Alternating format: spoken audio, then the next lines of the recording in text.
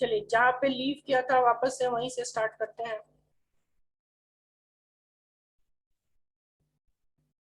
बताता हूँ जरा, ये वाला कंप्लीट कर लेते हैं, इसके बाद फिर वापस से उसमें, ठीक है। देखो यहाँ पे जो सवाल है वो ये था कि माइनस जे कैप, तो अब आप लोग बताओ इस बेस का एरिया सबको समझ में आ गया हो कि सिर्फ बेस का एरिया कंसिडर करना है, और सिर्फ बेस का एरिया कंसिडर करेंगे तो बेस का एरिया कितना होगा, बेस का एरिया होता है पाई आर स्क्वायर, ठीक है। तो पाई आर स्क्वायर यहाँ पे लिखेंगे। और दूसरा चीज कि जे कैप और माइनस जे कैप के बीच का एंगल कितना बाबू, उसको बताओ। जे कैप और माइनस जे कैप के बीच का कितना एंगल होगा, बताइए। 1 2 और बाकी लोग, राज 190 डिग्री, 180 180 180, यस एग्जैक्टली। तो जे कैप और माइनस जे कैप के बीच का जो एंगल है 180 डिग्री। तो यहाँ पे फ्लक्स आप निकाल सकते हो E dot D A, right. तो ई डॉट डी ए का मतलब हो गया ई इंटू ए इंटू कॉस 180 डिग्री, ठीक है। ये कॉस 180 डिग्री, और कॉस 180 की वैल्यू कितनी, कॉस 180 की वैल्यू हो जाएगी -1, ठीक है। कॉस 180 की वैल्यू कितनी, -1। तो -1 और ई और ए का वैल्यू तो दिया हुआ है, तो ई का ई ले लो। पहले तो cos 180 का वैल्यू -1, ई का तो ई रहेगा, और ए का जो है तो ए का क्या हो जाएगा इंटू पाई आर स्क्वायर, ठीक है, पाई आर स्क्वायर।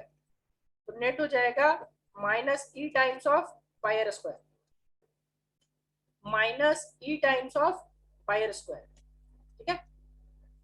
क्योंकि इसमें एरिया वेक्टर नीचे लेना होगा, नीचे देश से देखना। अब देखो जिन लोगों को थर्ड का ए समझ नहीं आया, मैं थर्ड का ए फिर से बता रहा हूं। आप इसमें जो है ना सवाल, वो सिर्फ कर्व सरफेस से फाइंड करना है, यानी सिर्फ ऊपर से देखना है। तो जब ऊपर से देखोगे तो सिर्फ कर्व सरफेस का एरिया लेना है, बेस का एरिया कंसिडर नहीं करना। क्या ये सबको समझ में आया कि यहाँ पे बेस का एरिया क्यों कंसिडर नहीं कर रहे, क्योंकि हम लोग इसको ऊपर से देखेंगे, क्योंकि क्वेश्चन ये है कि क्वेश्चन सिर्फ और सिर्फ कर्व सरफेस से पूछ रहा है, बेस से पूछ नहीं रहा है।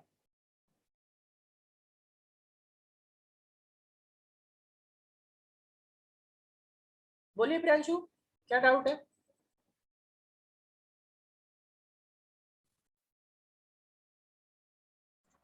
सर पहले तो आप क्वेश्चन में लिखा हुआ था ये टोटल सरफेस मतलब, हाँ होल तो अगर उसके उसके अकॉर्डिंग लेंगे ना तो E into 2 pi are square minus नीचे वाला का एरिया नीचे जाएगा, हाँ नीचे वाले का एरिया नीचे जाएगा, तो वहां पे minus E times of pi are square लेना होगा। तो फाइनल जो आंसर आएगा वो आएगा E times of pi are square. Yes sir. ठीक है, और किसी को डाउट, जय आपको क्या डाउट है, अनम्यूट करके पूछिए।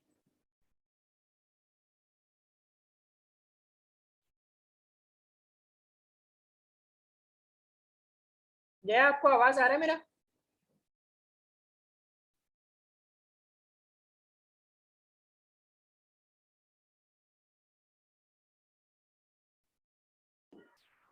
यस सर, डाउट क्लियर हो गया। सर डाउट क्लियर हो गया। हाँ ओके ओके ठीक है।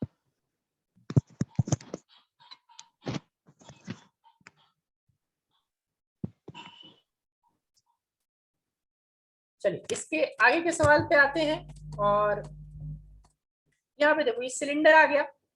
अब इस सिलेंडर के केस में देखो बहुत लोगों ने सिलेंडर का डायरेक्ट एरिया लिखा है कि सर जो भी सिलेंडर का एरिया होता था, याद करो curve surface area, total surface area होता था 2 पाई आर स्क्वायर या फिर 2 पाई आर एच, दोनों को जोड़ते थे, ठीक है।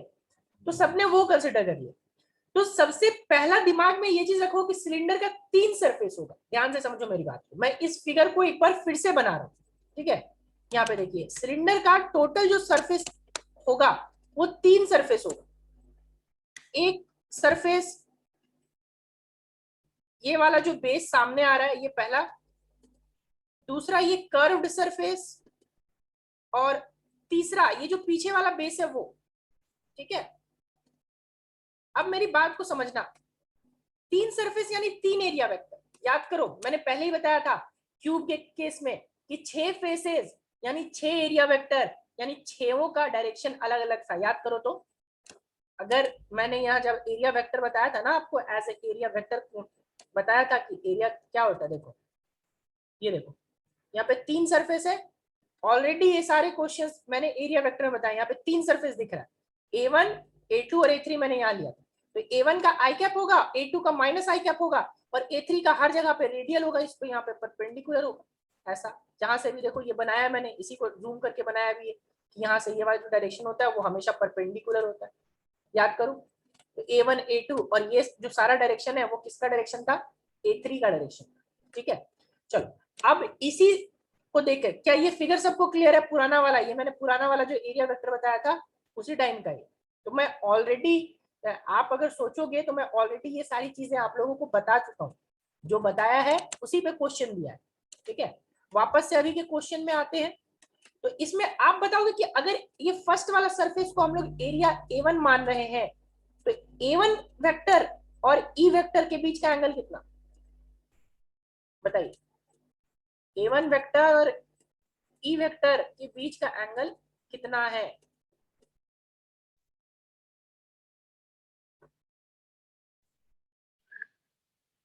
वन 180 से। इससे सोचो A1 और E, A2 नहीं पूछ रहा हूं, ध्यान से देखो। A1 का डायरेक्शन क्या है, E का डायरेक्शन क्या है? E का डायरेक्शन आई कैप और A1 का डायरेक्शन किधर? जया आपने 180 डिग्री कैसे, हाँ 0 अभी, ठीक है। बाकी लोग का 0 0 180। और किसने बोला, फिर से सोचो। सोनिका ने भी 180 बोला। सबसे सब कोई सोचिए जो 180 बोल रहे हैं। A1 का डायरेक्शन आई कैप है, तो A1 का डायरेक्शन आई कैप और इलेक्ट्रिक फील्ड का डायरेक्शन भी किधर है, इलेक्ट्रिक फील्ड का डायरेक्शन भी आई कैप है। तो आई कैप और आई कैप के बीच का डायरेक्शन क्या होगा, के बीच का एंगल क्या होगा, 0 डिग्री। 0 कहते हैं। यस एग्जैक्टली, यानी कि A1 जो एंगल बना रहा है वो 0 डिग्री एंगल बना रहा है। अब इसी तरह बताओगे A3 कितना एंगल बनाएगा, A3 का वेक्टर जो होगा वो कितना एंगल बनाएगा? Yes 180 degree, 180 degree, 180 degree. ठीक है 280 किसने बोला, अंशु ने। अच्छा गलत टाइप हो गया होगा, 180 बोलना चाह रही हूँ। ठीक है 180 180 180। ठीक है अच्छा इसी तरह बताओ अब A2 का जो वैल्यू होगा, A2 एंगल कितना बनाएगा?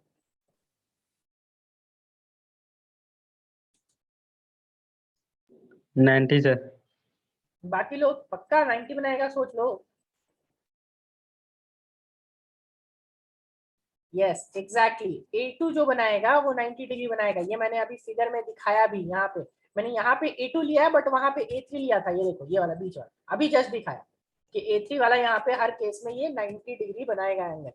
तो जब तीनों का आपको एंगल पता चल गया तो तीनों को अब इसको सॉल्व कर लो। अब सॉल्व करोगे तो फाइव, तो यहाँ पे 3 टर्म्स आएगा। सबसे पहला जो टर्म आएगा वो आएगा E1 डॉट A1। पहला क्या आएगा, E1 वेक्टर या फिर E vector dot A1 vector. ठीक है ध्यान समझिएगा, E vector dot A1 vector. दूसरा जो आएगा वो आएगा E vector dot A2 vector plus E vector dot A2 vector.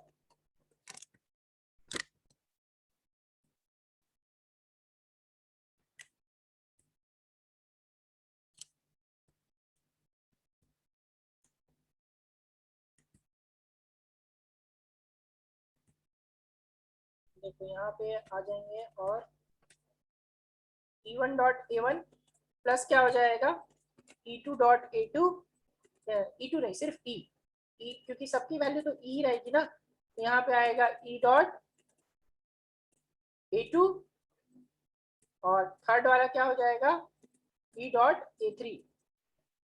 ठीक है तो A2 वाला टर्म तो अपने आप 0 हो जाएगा cos 90 की वैल्यू की वजह से। cos 90 का वैल्यू 0 होता है और A1 और A2 जो है वो निकाल के वैल्यू पुट कर देंगे। ठीक है तो आपका आंसर आ जाएगा, फाइनल आंसर वैसे 0 आएगा।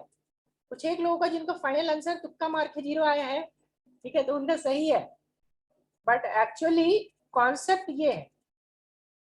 ठीक है यहाँ पे पहला वाला जब आप निकालोगे तो पहला वाला A1 का एरिया हो जाएगा पाई आर स्क्वायर, तो पाई आर स्क्वायर तो यहाँ हो जाएगा E times of pi are square cos 0 degree E times of pi are square cos 0 degree, ठीक है। दूसरा वाला का हो जाएगा E times of 2 pi R H, क्योंकि कर्व्ड सरफेस एरिया जो होता है वो 2 पाई आर एच होता है, तो E times of 2 pi R H. अब इसमें भी कुछ एक बच्चों ने क्या किया, वॉल्यूम ले लिया, पाई आर स्क्वायर एच ले लिया। पाई आर स्क्वायर एच बाबू वॉल्यूम होता है सिलेंडर का, एरिया नहीं होता, अपने को वॉल्यूम नहीं कंसीडर करना, एरिया कंसीडर करना।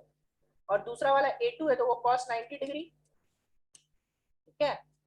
और थर्ड वाला जो है, थर्ड वाला आ जाएगा E times of pi are square ही आएगा, E times of pi are square ही आएगा, लेकिन इस बार एंगल जो लेंगे वो कितना लेंगे, cos 180 डिग्री, ठीक है।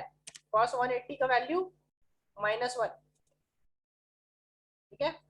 और cos 90 का वैल्यू 0 डिग्री, cos 0 का वैल्यू 1। तो देखो ये वाला टर्म, अब आप देखोगे कि पहला टर्म और लास्ट टर्म, ध्यान से देखो तो पहला टर्म और लास्ट टर्म क्या दोनों में प्लस और माइनस का डिफरेंस नहीं है, यहाँ पे आएगा। अगर आप सही से देखो तो ये आ जाएगा, यस है, यस है। तो माइनस, हाँ ये आएगा E times of pi are square. दूसरा वाला टर्म हो जाएगा cos 90, यानी cos 90 की वैल्यू यानी कि 0। और तीसरा वाला जो टर्म हो जाएगा वो हो जाएगा minus E times of pi are square, तो cos 180 का वैल्यू -1 होता है, minus E times of pi are square. तो नेट वैल्यू जो आ जाएगी वो आ जाएगी 0। क्या फोर्थ का एक क्वेश्चन सबको क्लियर हुआ?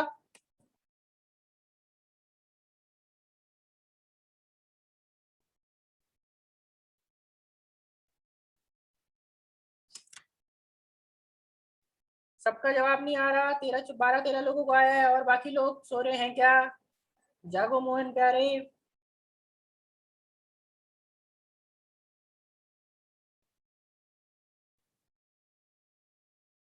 सबका एंगल कंसीडर करना है, सबका एरिया अलग अलग बैठाना है और सबका एंगल के साथ बैठाना है, जिसका जो एंगल है उसके साथ। बाकी लोग, अजय आपको नहीं समझ में आया है क्या? अजय, आराधना, अनु, हाँ तो यस करो ना फिर।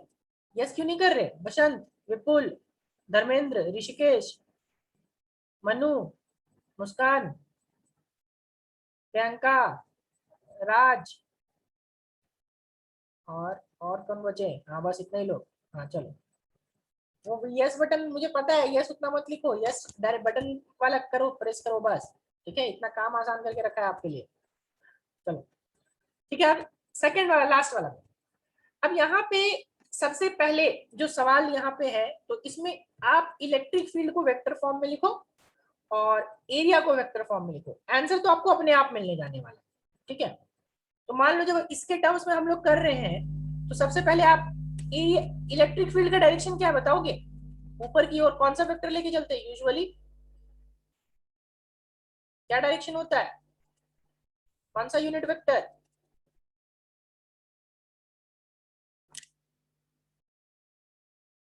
जे कैप, यस जे कैप। तो यहाँ पे लिखोगे E times of J cap. अब देखो जब एरिया का बात करेंगे तो बाबू एरिया इसका कुछ भी रहे, लेकिन इसका डायरेक्शन किधर होगा? तो डायरेक्शन हमेशा परपेंडिकुलर, और परपेंडिकुलर का मतलब हो गया कि इस फ्रंट की ओर होगा। यहाँ पे फ्रंट से आप इसको लेके जाओगे ये टाइम्स के कैप, ठीक है। तो एरिया वेक्टर के कैप से हो जाएगा, तो यहाँ पे लिखोगे A टाइम्स ऑफ के कैप। अब बिकॉज ये स्क्वायर है, तो स्क्वायर का तो आपको एरिया क्षेत्रफल मालूम है कि ए स्क्वायर भुजा का स्क्वायर होता है, ठीक है। तो यहाँ पे साइड स्क्वायर लोगे तो ए का हो जाएगा एल स्क्वायर। साइड कितना बाबू? एल स्क्वायर, तो एल स्क्वायर के कैप। अब आप लोग बताओगे जे कैप और के कैप के बीच का एंगल कितना बाबू? जे कैप और के कैप के बीच का एंगल कितना? 90 डिग्री। Yes 90 degree. तो 90 डिग्री जब लोगे आंसर, तो यहाँ पे 90 डिग्री पुट कर दो। Phi equals to E into E dot A, यानी कि E times of A times of cos 90 degree, और कॉस 90 की वैल्यू कितनी बाबू? तो कॉस 90 की वैल्यू हो जाएगी 0। 0 सर। 0 इंटू समथिंग क्या हो?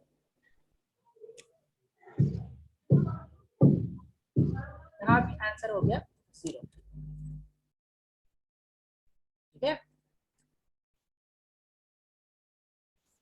चलो एक लास्ट सवाल यहाँ पे अभी सबको बनाना है, और इसके बाद फिर आज का क्लास हम लोग ओवर करेंगे। सवाल वापस से उसी टाइप का दे रहा हूँ, तो इसको थोड़ा ध्यान से समझिएगा। तुरंत एक्साइटमेंट में आंसर नहीं देना है बाबू, पहले ही बता रहा हूँ, एक्साइटमेंट में आंसर नहीं देना है। सब सवाल को अच्छे से समझिएगा, देखिएगा, और इसके बाद आंसर दीजिएगा। ठीक है, ये हमने एक लिया है स्क्वायर वापस से, और इस बार जो इलेक्ट्रिक फील्ड है, देखो ध्यान से किधर जा रहा है, यहाँ से ऐसा इलेक्ट्रिक फील्ड जा रहा है। ठीक है,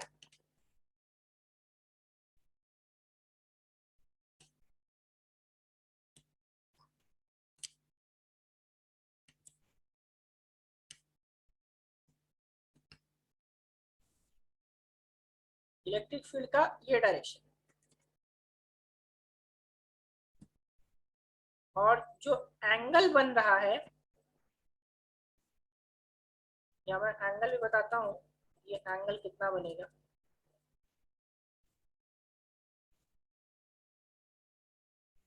देखो यहाँ से जो एंगल बन रहा है ना इलेक्ट्रिक फील्ड का, वो एंगल बन रहा है मान लो 30 डिग्री। ठीक है, और इलेक्ट्रिक फील्ड की जो वैल्यू है वो ई है, इलेक्ट्रिक फील्ड का वैल्यू आपका ई है, और ये स्क्वायर है आपका, और साथ में हर एंगल बन रहा है 30 डिग्री। सिर्फ ये वाला लाइन नहीं, ये भी एंगल 30 डिग्री बनाएगा, ये भी एंगल 30 डिग्री, ये भी एंगल 30 डिग्री, राइट। और जो स्क्वायर है, इस स्क्वायर का साइड आपका वही दिया हुआ है, एल दिया हुआ है, या ए दिया हुआ है, ए ले। स्क्वायर का साइड कितना है? ए। अब बताओ फ्लक्स कितना होगा? सवाल ये है कि आपको फ्लक्स निकालना है।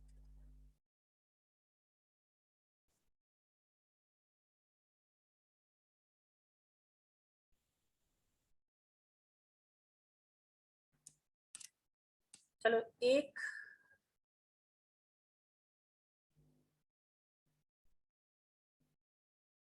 मनु ने बोला ई ए स्क्वायर। जानशु आप कितना बोले? ये आप पहले वाले का सवाल का जवाब दे रहे हो, या आप कौन सा सवाल का जवाब दे रहे हो?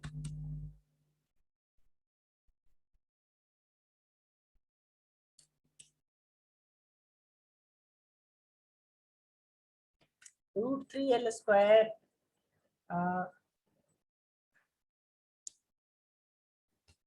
बाकी लोग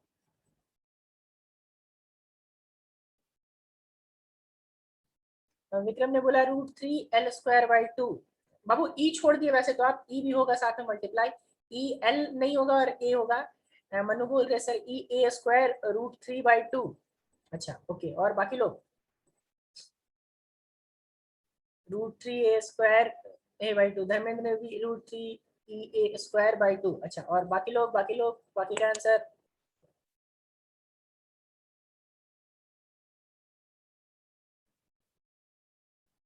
√3 A square by 2, √3 A square by 2, √3 A square E A square by 2, √3 A square by 2। अच्छा, आप लोग मुझे एक बात बताओ, ठीक है, मुझे एक बात बताओ, इसमें एरिया वेक्टर किधर होगा? सो बताओ, एरिया वेक्टर का मैं रेड कलर से सॉल्यूशन कर रहा हूँ, एरिया वेक्टर किधर होगा? एरिया वेक्टर का क्या डायरेक्शन?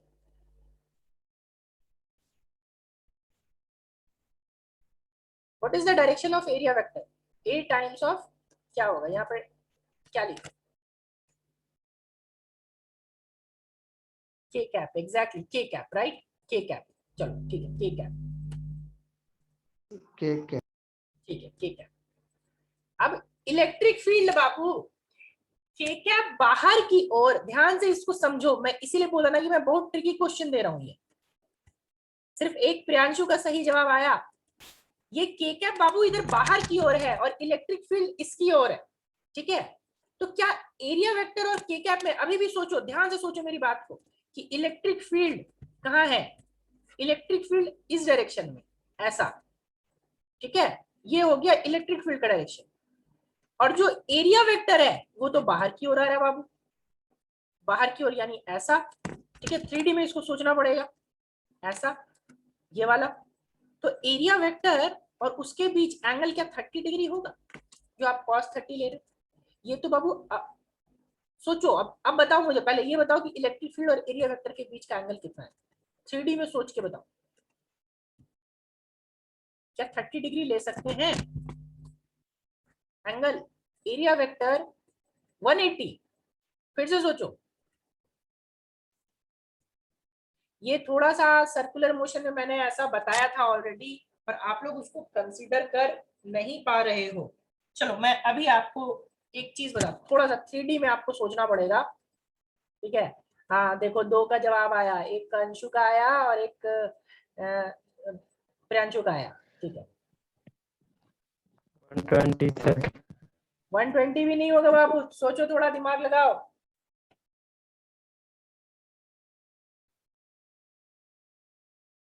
वन 50 60 भी नहीं होगा, 90 होगा। चलो देखो, अब ध्यान से मेरी बात को समझो। चलो सबको, ये मेरे फिंगर को देखो, सबको ये चीज दिख रहा है? अभी बताओ तो बाबू, ये आपको एंगल कितना दिख रहा है जो ये ऊपर जा रहा है? और 90 सर 90 डिग्री। चलो अभी मैंने अपने उंगली को टेढ़ा कर दिया, एंगल कितना है? 90 दिख रहा है। अभी इधर सामने कर दिया, अभी अभी कितना एंगल होगा? 90। 90 कैसे कर दिया तो फिर एंगल? 90। तो हर जगह ये मैं किधर भी घुमाऊं, इसके घूमने से क्या ही होता है? मैं इस फिंगर को किधर भी घुमाऊंगा, इसके घूमने से क्या ही होता है? एंगल तो हमेशा कितना बनेगा? 90। 90 डिग्री। क्या ये सबको क्लियर हुआ? Yes sir. बाकी लोगों को तो 150 60 30 ये सब कैसे एंगल, 120 ये सब कैसे आ रहा है, सो बताओ तो। ये तो पहले ही बता चुका हूं कि आप 90 कुछ एक लोगों ने बोला था, राज आपने बोला, कुछ एक लोगों ने नहीं बोला था, ठीक है। तो ये चीज है, ध्यान में रखना। चलो अब किनकी तरफ से आवाज जरा म्यूट कर लो, अजय धर्मेंद्र आप लोग म्यूट कर लो। ये देखो, जब भी ऐसा रहेगा तो एंगल आपका बाबू 90 डिग्री होगा, ठीक है। ध्यान रखना कि एक्स वाई प्लेन है तो वो आपका इलेक्ट्रिक फील्ड किसी भी डायरेक्शन में हो, कहीं पे भी हो, क्या ही फर्क पड़ेगा? इलेक्ट्रिक फील्ड को कहीं भी घुमा लो, जो एरिया वेक्टर है वो परपेंडिकुलर होगा, और एरिया वेक्टर परपेंडिकुलर यानी कि आपका एंगल विल बी 90 डिग्री। और एंगल 90 का मतलब कुछ भी कर लो, एरिया वेक्टर कुछ भी रहे, इलेक्ट्रिक फील्ड कुछ भी रहे, cos 90 की वैल्यू तो 0 होगी, और cos 90 की वैल्यू 0, तो 0 इंटू समथिंग विल बी 0। तो आप यहाँ पे फ्लक्स जब निकालोगे, तो फ्लक्स निकालोगे तो एरिया का कुछ भी वैल्यू रख दो, इलेक्ट्रिक फील्ड का कुछ भी वैल्यू रख दो, कोई फर्क नहीं पड़ने वाला, क्योंकि cos थीटा यानी थीटा की वैल्यू 90 डिग्री, थीटा की वैल्यू 90 डिग्री, तो E times of A times of cos 90, और cos 90 का वैल्यू कितना? 0, 0 इंटू समथिंग 0। नीट में पूछा हुआ सवाल है ये, बच्चे यही गलती करके आते हैं कि सर हम तो सही करके आए, ठीक है। अब सही करके आए हैं तो सही करके आने में +4 की जगह बाबू -5 हो जाएगा, क्योंकि +4 में वो 4 मार्क्स तो गया ही, और 4 मार्क्स जाने के साथ साथ -1, ठीक है। क्या ये सवाल सबको क्लियर हुआ?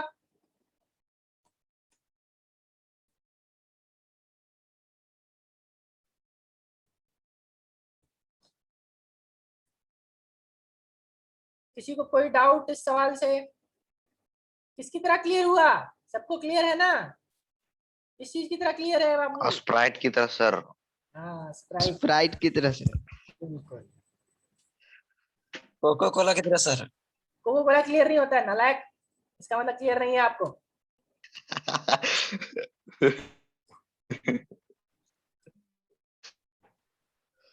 चलिए आज इतना ही रखते हैं।